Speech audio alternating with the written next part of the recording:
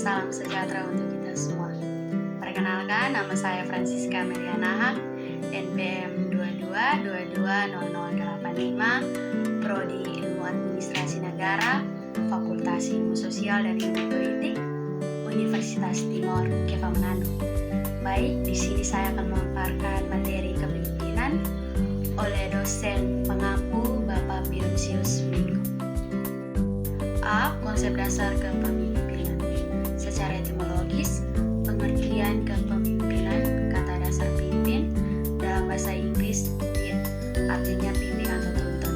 Dengan begitu, di dalamnya ada dua pihak yang dipimpin, atau umat, dan yang memimpin atau iman. Setelah ditambahkan P menjadi pemimpin atau leader, artinya orang yang mempengaruhi pihak lain melalui proses kewibawaan, komunikasi sehingga orang lain tersebut bertindak sesuatu dalam mencapai tujuan tertentu. Menurut Ali, menurut Stockdale, kepemimpinan merupakan 1. Suatu seni untuk menciptakan kesesuaian paham. 2. Suatu bentuk persuasif atau membujuk tidak dengan paksaan dan inspirasi. 3. Suatu kepribadian yang mempunyai pengaruh.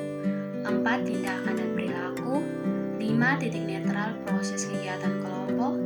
6. Hubungan kekuatan atau kekuasaan. 7. Sarana pencapaian tujuan. 8. Suatu hasil dari interaksi. 9. Peranan yang diperankan. 10. Inisiasi struktur. B. Mitos-mitos pemimpinan. Mitos pemimpin adalah pandangan-pandangan atau keyakinan masyarakat yang dilekatkan kepada gambaran seorang pemimpin. Ada 3 mitos yang berkembang di masyarakat. Yang pertama, mitos the Big Right. Berpandangan bahwa pemimpin itu dilahirkan bukan dihasilkan. Mitos ini berbahaya bagi perkembangan regenerasi pemimpin karena yang dipandang pantas menjadi pemimpin adalah orang yang memang dari sananya dilahirkan sebagai pemimpin, tidak memiliki kesempatan menjadi pemimpin. Kedua, mitos the Four Alsatian. Berpandangan bahwa sekali orang itu menjadi pemimpin yang berhasil, pada kenyataannya keberhasilan seorang pemimpin pada suatu situasi dan kondisi tertentu belum tentu sama dengan situasi dan kondisi lainnya. 3. Mitos the intensity. Berpandangan bahwa seseorang pemimpin harus bisa bersikap tegas dan galak karena pekerja itu akan bekerja jika didorong dengan cara yang keras. Pada kenyataannya, kekerasan mempengaruhi peningkatan produktivitas. C. Atribut-atribut pemimpin. Secara umum, atribut personal atau karakter yang harus ada atau melekat pada diri seseorang pemimpin adalah: pertama, mumpuni. 2. Juara.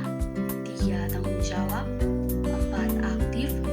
5. Status sosial dan status ekonomi yang baik. D. Tipe-tipe pemimpin. Pandangan awal menurut Plato Yunani dalam bukunya Tipe Republik antara lain: pertama, D. Philosopher Statesman, yaitu pemimpin ini dibutuhkan untuk menjelaskan pemerintahan secara cerdas dan bijaksana. Kedua, D. Military Commander, yaitu pemimpin ini dibutuhkan untuk mempertahankan negara dan melakukan penyerangan jika dibutuhkan. Ketiga, D. Businessman, yaitu pemimpin tipe ini dibutuhkan untuk menyediakan dan memenuhi kebutuhan dasar rakyat atau negara. E. Teori-teori kepemimpinan. Kepemimpinan menurut Terry yakni sebagai aktivitas mempengaruhi orang-orang agar mereka suka berusaha mencapai tujuan-tujuan kelompok. 1. Teori kepemimpinan klasik terdiri dari 3 teori, yakni: yang pertama, teori sifat. Adanya sifat pemimpin antara lain: yang pertama, intelektual. Kedua, kemenangan dan pandangan sosial. Ketiga, motivasi. Dan keempat, kemampuan. Ada juga sifat pemimpin menurut Ali Sofli, yaitu ciri fisik dan usia, latar belakang sosial dan semangat kerjasama. 2. Teori karismatik. Menurut Weber, menggunakan istilah karisma untuk menjelaskan bentuk dari pengaruh suatu persepsi terhadap bawahan yang menjelaskan bahwa pemimpin diberkahi oleh suatu kemampuan lebih. Ciri-ciri pemimpin karismatik: 1. Diterima pengikut tanpa dipertanyakan lagi. 2. Pengikut tunduk dengan senang hati. 3. 3. Pengikut terlibat secara emosional dari misi kelompok. Dampak baik dari pemimpin karismatik yaitu misi mulai dipahami, tercipta budaya yang berorientasi terhadap keberhasilan. Dampak buruk dari pemimpin karismatik, gagal mengembangkan kemampuan yang kompeten dan hubungan antara pribadi jelek. 3. Teori sikap. Teori sikap adalah keadaan mental dan saraf dari kesiapan yang diatur melalui pengalaman yang memberikan pengalaman. Ada juga menurut ahli Sarwono, didefinisikan kesiapan pada seseorang untuk bertindak secara tertentu terhadap hal-hal tertentu. Teori 2. Teori kepemimpinan kontemporer. Teori kepemimpinan kontemporer muncul sejak tahun 1980-an yang berfokus pada kepemimpinan sebagai proses rasional dan dinamis. Mereka menekankan pentingnya kemampuan pemimpin untuk berkomunikasi, berkolaborasi, dan beradaptasi terhadap perubahan. Teori-teori tersebut antara lain kepemimpinan transformasional, kepemimpinan situasional, kepemimpinan pelayan, kepemimpinan autentik, dan teori pertukaran pemimpin anggota. 3. Teori kepemimpinan kontingensi.